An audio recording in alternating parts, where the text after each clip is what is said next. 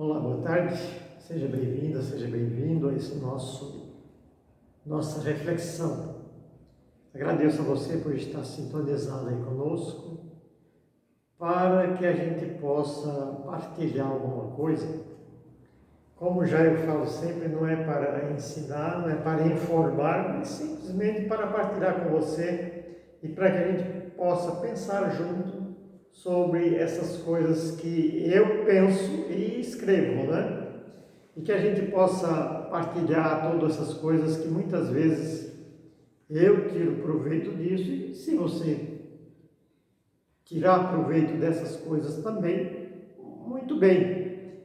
Então eu te agradeço pela sua atenção. Então hoje eu coloquei como tema dessa nossa conversa os traumas nos relacionamentos. E traumas é o mesmo que feridas, choques, contusões, e isso precisa de tratamento. Todos esses choques, qualquer choque físico,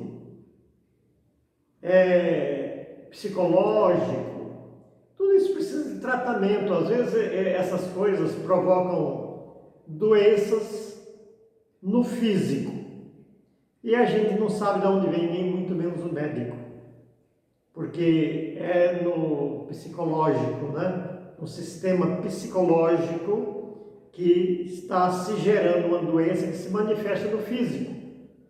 Então por isso que eu escrevi assim: esses traumas, essas lesões que ficam na nossa mente, no nosso sistema psicológico, precisa de tratamento. E muito. E é um tratamento difícil porque muitos médicos nem sabem de onde que vem e acaba não tendo um tratamento adequado. Então, a partir de quando nós somos ou estamos sendo gerados no ventre materno, ali já começa um relacionamento entre mãe e filho. Depois, se você ler alguma coisa sobre isso, você vai concordar comigo, você vai ter uma noção geral de como que é isso. Então, esse relacionamento mãe e filho que está sendo gerado no ventre, começa ali. E depois que nós nascemos, aí esse relacionamento é muito maior. Aí já começa mais gente, irmãos, depois parentes e muitas outras pessoas que vão viver e conviver conosco. Então esses são os nossos principais relacionamentos, em todos os campos: família, escola, trabalho, que envolve chefe e subordinado, servos e senhores, o que é o maior, aquele que é o menor, e assim por diante. E dificilmente esses relacionamentos não deixam marcas, vamos dizer, mais marcas ruins do que marcas boas. E o pior de tudo é que a gente guarda mais aquilo que nos marca negativamente. Nós guardamos essas coisas e é por isso que elas ficam dentro de nós, nos fazendo mal, provocando uma série de doenças nervosas e outras coisas mais. Então, são os traumas, as feridas do nosso interior, aquilo que está dentro de nós. Os choques provocaram inimizade, distanciamento um do outro e muitos prejuízos à saúde. E eu falo isso não para acusar ninguém, porque todos nós passamos por isso. Quem não passou por essas coisas nestes relacionamentos que nós temos ou vamos ter? Eu acho que todos nós passamos ou vamos passar por estas situações. Então, por causa da luta gerada entre ataque e defesa, porque vem o ataque e vem a defesa, né? quem está magoado, quem magoou. Então esse é o ataque e a defesa. E a pergunta é: qual o tratamento para esses males, para essas doenças do nosso interior? E eu posso dizer, de acordo com o que eu vi em algum livro, olha, eu posso só dizer que o remédio para a cura disto é muito amargo, muito indigesto, e não é fácil de ingerir.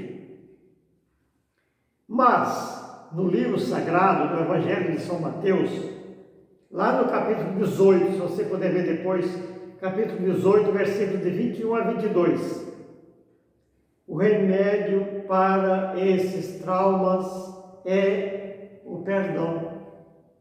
Por isso que eu falei que o remédio é amargo, é difícil de ingerir. O remédio é o perdão. Por quê? Porque se eu disser que é fácil perdoar, você vai me dizer, você é hipócrita e mentiroso. Não é fácil perdoar. Só Jesus Cristo perdoou porque Ele é Deus, porque Ele tem um coração perdoador. Mas nós temos as nossas restrições, né? Nossas limitações. Então, só para exemplificar, um dia quando São Pedro perguntou para Jesus: Mestre, quantas vezes eu devo perdoar quando meu irmão pecar contra mim? 7 vezes? E Jesus responde para ele: 70 vezes 7. Quer dizer, ou seja, perdoar sempre.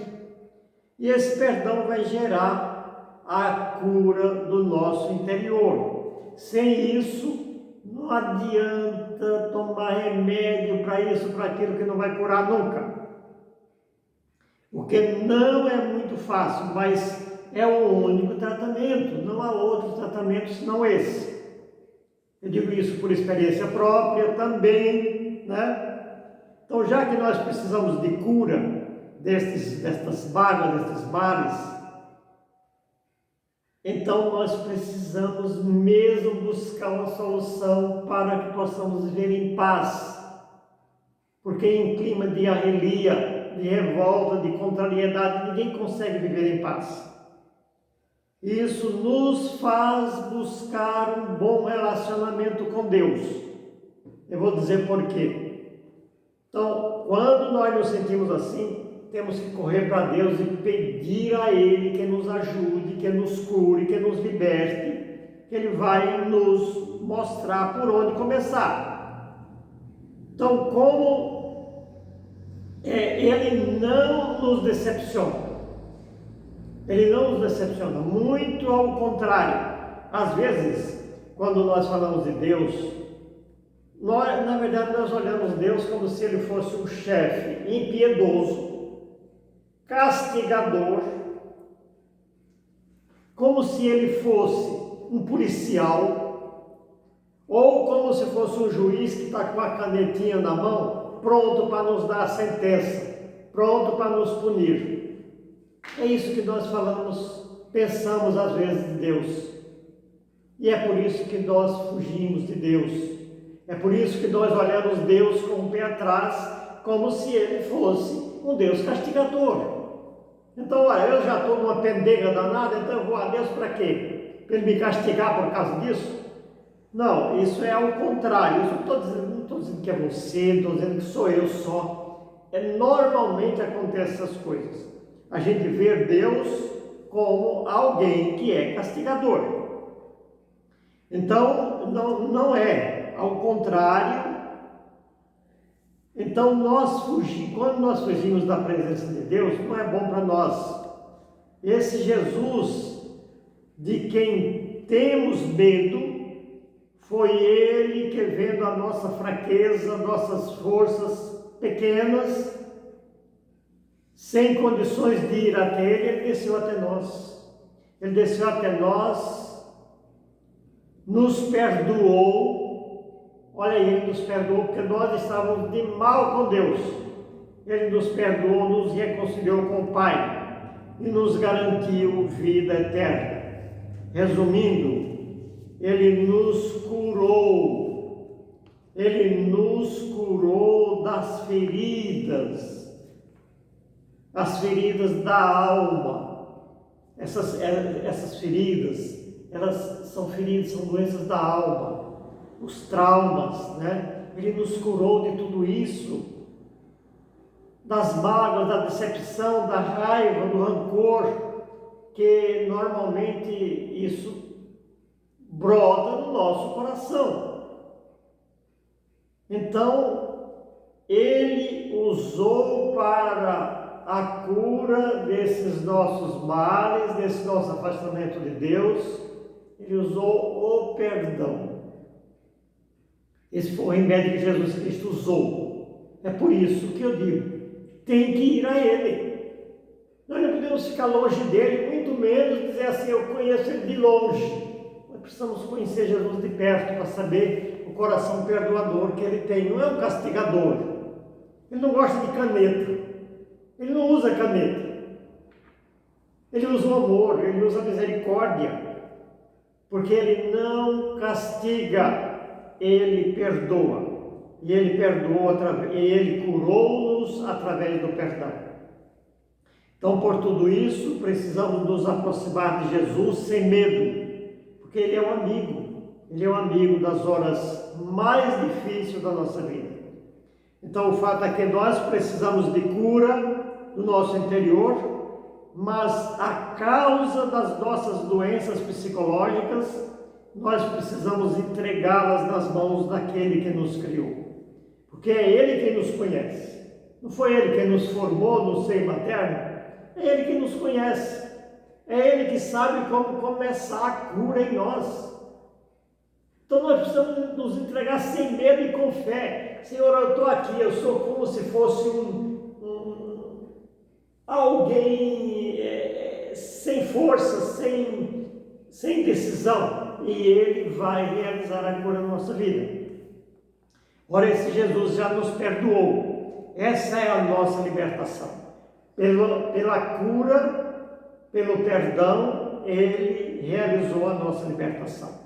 E diante disso, agora eu pergunto, quem é que vai nos condenar? Quem é que vai te condenar? Quem é que vai me condenar? Eu não estou nem aí. Eu não estou nem aí. Porque quando se falarem bem de mim, tá bom. Se falarem mal, eu não vou ficar nervoso nem um pouquinho, porque ninguém vai nos acusar se o próprio Filho de Deus nos perdoou e nos olha com um olhar de amor e de misericórdia. Quem poderá nos condenar? Quem poderá nos julgar? Então, por isso, tenhamos fé, confiança nesse nosso Deus que é perdão e misericórdia. Então, nós precisamos saber o quê? Tomar posse desse perdão que Ele veio nos trazer. Ele já nos perdoou. Para que ficar triste? Para que reclamar? Para que adoecer? Ele já nos curou. Ele já nos curou. Então nós vamos ver aqui, para a nossa reflexão final, em Isaías, o profeta Isaías, no capítulo 53, versículos de 3 a 5. Vamos ver o que é que o profeta Isaías nos fala. Ele diz assim: Jesus, pela sua morte e ressurreição, flagelação, morte e ressurreição, diz assim: Jesus era desprezado, era a escória da humanidade, era o resto, era o lixo para muitos que o julgavam. Ele era a escória da humanidade, homem das dores, experimentado nos sofrimentos, como aqueles diante dos quais se cobre o rosto. Era amaldiçoado e não fazíamos caso dele. Em verdade, Ele tomou sobre si nossas enfermidades. Ele tomou sobre si as nossas enfermidades e carregou os nossos sofrimentos. carregou os nossos sofrimentos, e nós o reputávamos como um castigado, ferido por Deus e humilhado. Mas ele foi castigado por nossos crimes e esmagado por nossas iniquidades. O castigo que nos salva pesou sobre ele. O castigo que nos salva pesou sobre ele. Fomos curados graças às suas chagas. Então é isso que ele fez por nós.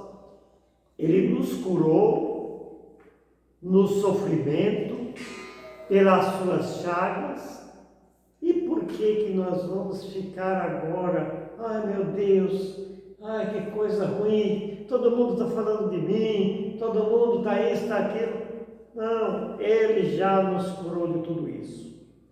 As pedras que poderão ser jogadas em mim ou a você, essas pedras não vão nos atingir. Essas pedras vão para outro lugar, porque ele já recebeu essas pedradas, esses choques, para nos curar dos nossos traumas. Então que o Senhor nos abençoe e nos guarde, em nome do Pai, do Filho e do Espírito Santo.